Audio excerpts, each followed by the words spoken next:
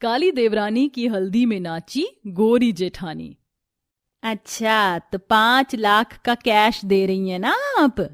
मेरा सचिन बेटा हीरा है, हीरा।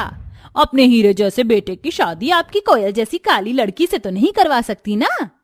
अब आपकी बेटी को अपना रही हूं तो थोड़ा बहुत दहेज भी बनता है।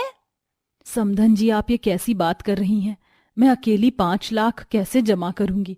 मेरे पास तो 2.5 लाख है, वो भी मैंने पाई पाई करके जोड़ा है। और पैसे कहाँ से लाऊं? देखिए जी, मैं कुछ नहीं जानती।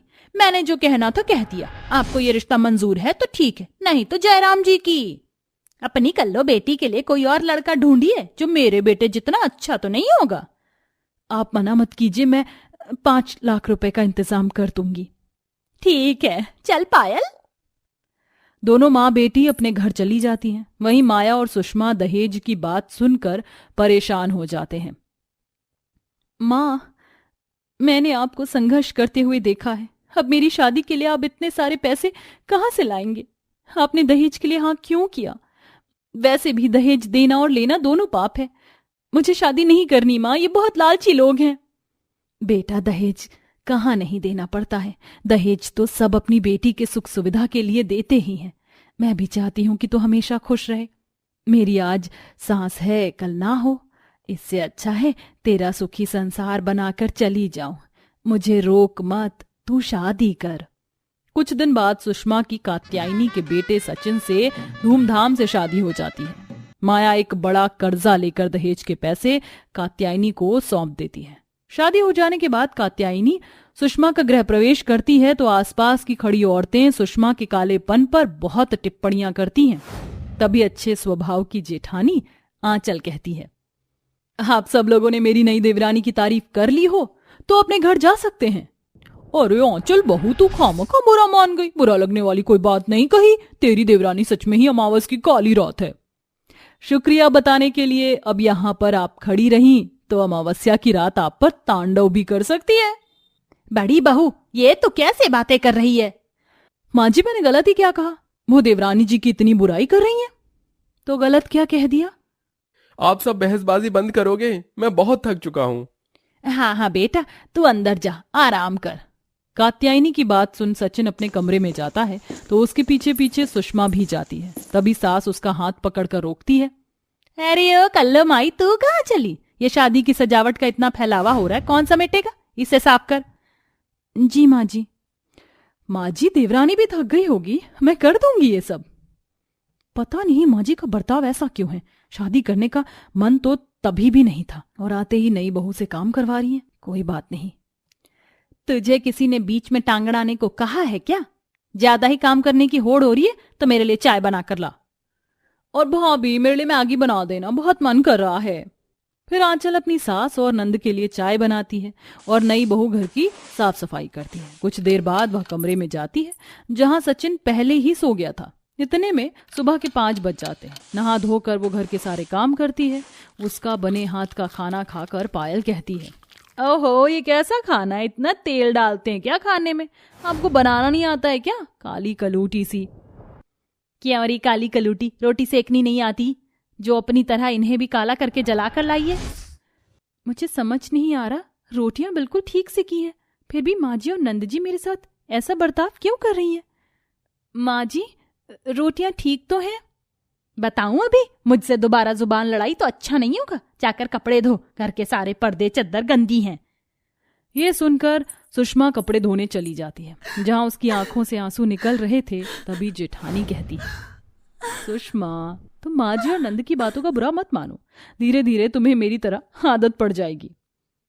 मतलब ये कि उनका स्वभाव ही ऐसा है। पर देवर जी तुम्हारे साथ है तो किस बात की चिंता मत करो। वो ख्याल तो रखते हैं ना। अभी तक उनसे मेरी कुछ खास बात नहीं हुई है, हो जाएगी। वो बहुत अच्छे हैं। वक्त गुजरता है, दोनों देवरानी जेठानी मिलकर घर का काम संभालती थी। पर सास और नंद कभी उन्हें सुनाने से बाज नहीं आती थी। खास तौर से वो काली बहू को बहुत सुनाती थी।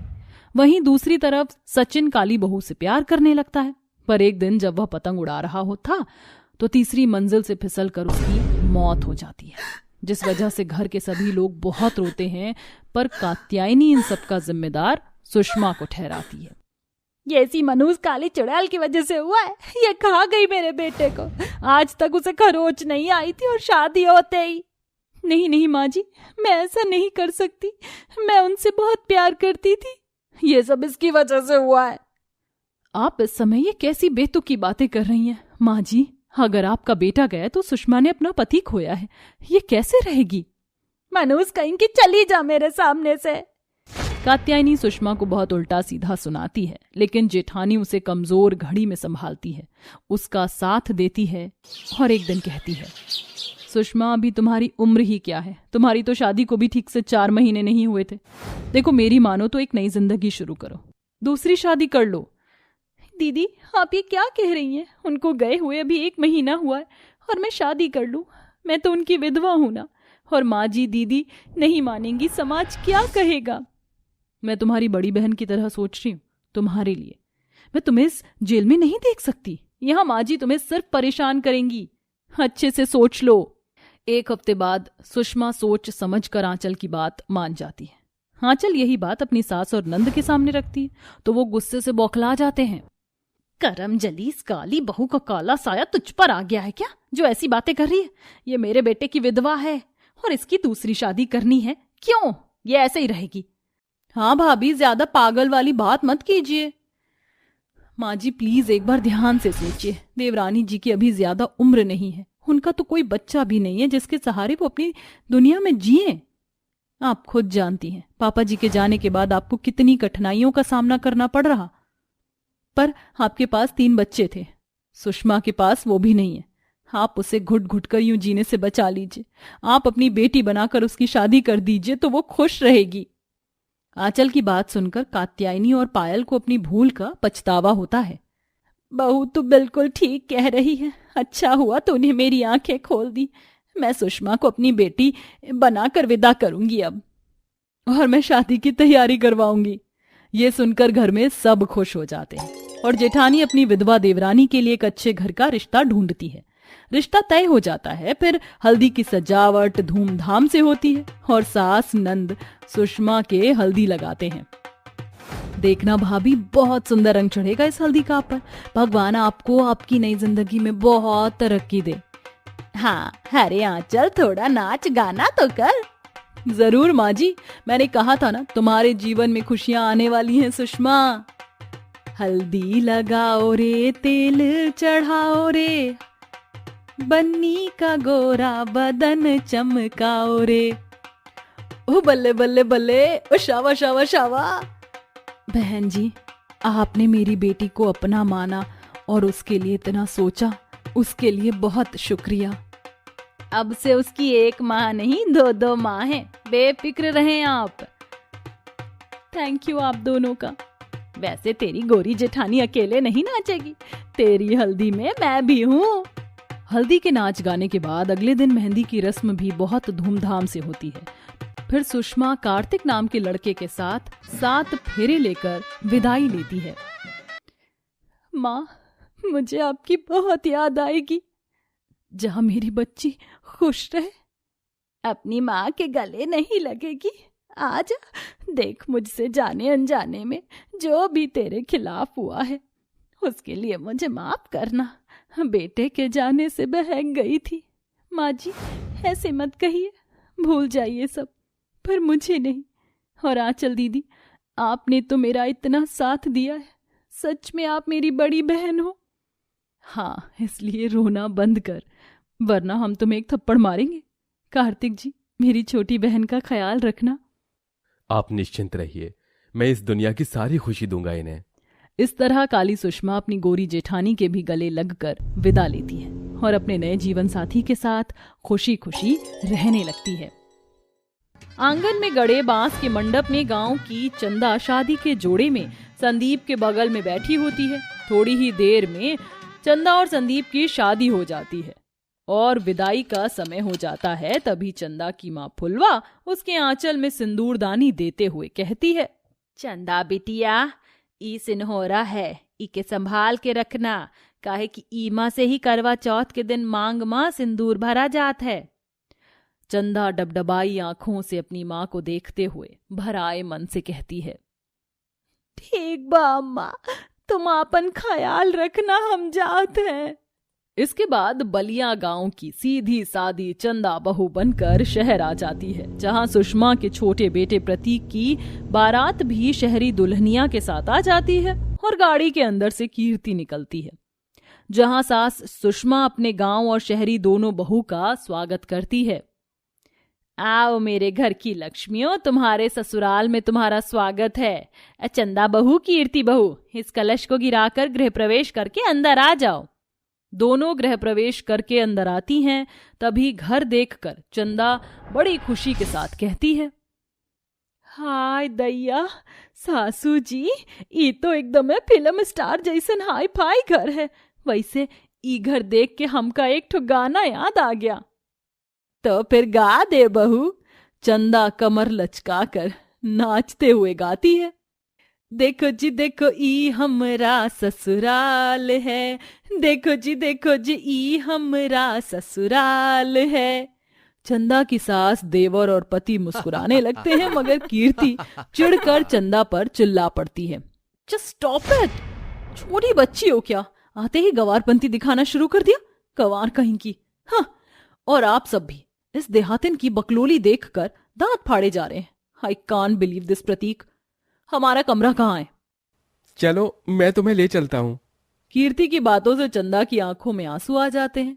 तभी सास सुषमा उसे समझाती है, चंदा बहू, तू कीर्ति बहू की बातों को दिल से मत लगाना, वो शहर से है ना, इसलिए जरा घमंडी मिजाज की है। ठीक बा सासू जी, हम समझ गए। ससुराल के पहले ही दिन से चंदा एक अच्छी बहू की तरह ससुराल की जिम्मेदारियां संभाल लेती है, मगर शहर से होने के चलते कीर्ति बस काम से ही जी चुराती रहती। अब देखते ही देखते कुछ ही महीनों में करवा चौथ भी आ जाता है। तभी कीर्ति अपनी सास से कहती है, मम्मी जी, करवा चौथ में बस कुछ ही दिन रह गए हैं, मैं तो बहुत खुश हूं। आफ्टर ऑल शादी के बाद ये मेरा पहला करवा चौथ है। वैसन सासू जी, करवा चौथ के लिए हम भी बहुते खुश हैं, कहे कि हम अपने सजनवा की लंबी उमरिया के खातिर व्रत जो रखिए। करवा चौथ के कई दिनों पहले से ही कीर्ति शॉपिंग शुरू कर देती है। मम्मी, मेरे पास आपके लिए सरप्राइज है। वैसे कीर्ति बहू, मेरे पास भी तुम दोनों के लिए एक तोहफा है। कैसन तोहफा अम्मा जी? सुषमा बड़ी ही खुशी के साथ अपनी शहरी गांव की दोनों बहू को साड़ी देती है। ये लो, ये दोनों साड़ियां तुम दोनों के लिए, करवा चौथ पर तुम यही पहनना। अरे वाह सासू जी, ये साड़ी तो बहुत बढ़िया है। चंदा को अपनी सास की दी गई साड़ी बहुत पसंद आती है, मगर कीर्ति मुंह बनाकर बोलती है, सासू माँ, आजकल के जमाने में इतनी भारी साड़ी कौन पहनता है, ये मेरा टेस्ट नहीं है। पर देवरानी जी, ये साड़ी इतना सुंदर लगता है। तुम जैसी देहातन को तो सब कुछ अच्छा लगता है, मगर मैं तुम्हारी तरह गवार थोड़ी हूं। एक काम करो, ये साड़ी तुम ही रख लो। एक बार फिर कीर्ति घमंड दिखाकर चंदा के गांव से होने के चलते उसकी बेइज्जती करके अपनी साड़ी भी उसे दे देती है। वहीं कीर्ति की इस हरकत से सुमित्रा का दिल भी बहुत दुखता है। तभी कीर्ति चंदा को ऑर्डर देते हुए कहती है, जेठानी जी, जल्दी से ये हॉल और सोफे साफ कर दो। घर में कोई आवे वाला है का देवरानी जी? चंदा के ये पूछने पर कीर्ति दांत पीसती हुई उसे झाड़ने लगती है। मेरा भेजा मत खाओ और जल्दी जल्दी हाथ चलाओ, मुझे मेहंदी लगाने आने वाली है। थोड़ी देर में मोना नाम की एक मॉडर्न लड़की कीर्ति को मेहंदी लगाने आती है। How Mona? Oh hello Keerthi darling, happy Karva Chauth in advance. Oh thank you so much Mona. अच्छा सुनो, मेरे दोनों हाथों पर भरी मेहंदी लगानी है और मुझे मेहंदी ब्लाउज डिजाइन भी बनवाना है, बिकॉज ऑफ मैं करवा चौथ पर डीप नेक ब्लाउज पहनने वाली हूँ। तभी चंदा मोना को घूरती हुई टशन से कहती है, अरे रे रे देवरानी जी, आप गलती करत हो, ये परकटी का मेहंदी लगाएगी, जौने के कपार पे गिन के 4 ठो बाल हैं। इस बात से चिढ़कर कीर्ति चंदा को बहुत खरी खोटी सुनाती है। तो कौड़ी की गवार, इसे लुक कहते हैं। तुम्हें मेकअप और फैशन के बारे में क्या पता? छोटे से गांव से जो उठ कर आई हो। हाँ, ना बोलने आता है और ना ही ढंग से चलने, पूरी की पूरी गवार हो। इतना सब सुनकर चंदा अपने आंसू रोक नहीं पाती और रसोई में आती है, जहां उसकी सास सरगी का खाना बना रही होती है। चंदा बहू, जरा ये खीर चलाती रहना, मैं भंडार घर से मेवा मखाना लेकर आती हूँ। ठीक बस सासू जी। सुबह से लेकर रात तक काम में लगे रहने के कारण चंदा को मेहंदी लगाने का भी समय नहीं मिल पाता। वह आधी रात में सिलबट्टे पर मेहंदी पीस कर लगाती है। तभी संदीप उसे प्यार जताते हुए कहता है, लाओ मेरी प्यारी सजनिया, तुम्हारे दूसरे हाथ में मेहंदी हम लगा देते हैं। वहीं प्रतीक भी कीर्ति से कहता है, अरे वाह कीर्ति, तुमने मेरे नाम की मेहंदी लगाई है, जरा मुझे भी तो दिखाओ। तभी गलती से प्रतीक से कीर्ति के हाथों की थोड़ी सी मेहंदी बिगड़ जाती है। प्रतीक, ये क्या किया तुमने? अंधे हो दिखाई नहीं देता? मेरी इतनी सुंदर मेहंदी बिगाड़ दी। अपनी बीवी कीर्ति के ऐसे बर्ताव से प्रतीक को बहुत बुरा लगता है। वहीं सुबह के 4 बजे सुषमा अपनी दोनों बहू को करवा चौथ की सरगी देती है। कीर्ति बहू, चंदा बहू, ये लो तुम दोनों की सरगी। कीर्ति सरगी लेकर खाने बैठ जाती है। वहीं चंदा अपनी सास के पैर छूकर आशीर्वाद लेती है। करवा चौथ के दिन चंदा तड़के सुबह उठकर ही ससुराल की साफ सफाई में जुट जाती है। देखते ही देखते शाम हो जाती है। तभी कीर्ति रोते हुए किसी को फोन लगा रही होती है। Pick up the phone. अरे क्या हुआ देवरानी जी, आप रोवत काहे हैं? तुमसे मतलब। कीर्ति बहू, क्या बात है? देखिए ना मम्मी जी, मैंने करवा चौथ के लिए ब्यूटी पार्लर वाली को बुक कर रखा था, मगर उसने आने से मना कर दिया। अब मैं कैसे तैयार होंगी? मुझे तो साड़ी बांधने भी नहीं आती। देवरानी जी, हम आपको तैयार किए देंगे। तुम मुझे तैयार नहीं करोगी, बल्कि गंवार बना दोगी और फिर खुद ही की करके हंसोगी। रहने दो। अरे बहू, तू एक बार चंदा बहू को मौका तो दे। कोई चारा ना बचने के बाद कीर्ति चंदा से तैयार होने के लिए मान जाती है। चंदा गांव के हिसाब से कीर्ति का बड़ी ही बारीकी से साज श्रृंगार करती है। कुमकुम की बिंदी के साथ 16 श्रृंगार और भर मांग के सिंदूर में कीर्ति का चेहरा खूबसूरती से खिल उठता है। देवरानी जी, एक बार खुद को शीशा मां देख लीजिए। अपने गांव की जेठानी का किया गया मेकअप देखकर कीर्ति की खुशी का ठिकाना नहीं रहता।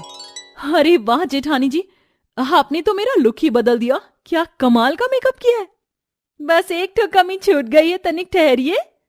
ये कहकर चंदा गमले में खिले हुए चमेली के ताजे फूलों को तोड़कर उसे झटपट से गूंथकर गजरा बनाकर कीर्ति के बालों में लगा देती है और थोड़ी ही देर में अपनी शादी का जोड़ा पहनकर खुद भी 16 श्रृंगार करके तैयार हो जाती है।